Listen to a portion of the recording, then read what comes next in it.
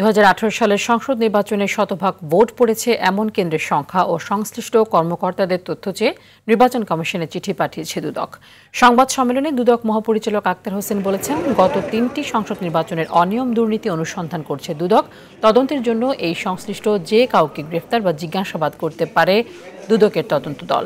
এছাড়া 1 কোটি 8 লাখ টাকার অবৈধ সম্পদ অর্জন ও 5 ব্যাংকে 10 কোটি টাকার সন্দেহভাজন লেনদেনের অভিযোগে চাঁপাইনবাবগঞ্জ 2 আসনের সাবেক এমপি জিয়াউর রহমানের বিরুদ্ধে মামলা করেছে দুদক।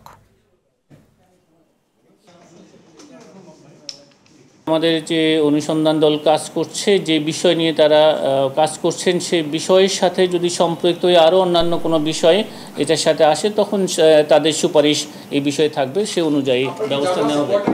বিগত যে 3টি নির্বাচন নিয়ে ইতিমধ্যে আমাদের একটি অনুসন্ধান চলমান রয়েছে। সেই অনুসন্ধান সংক্রান্তে অনুসন্ধান দল রেকর্ডপত্র সংগ্রহের জন্য অধিযাচনপত্র প্রেরণ করেছেন এবং অনেক ক্ষেত্রে তারা কিছু রেকর্ডপত্র পেয়েছেন।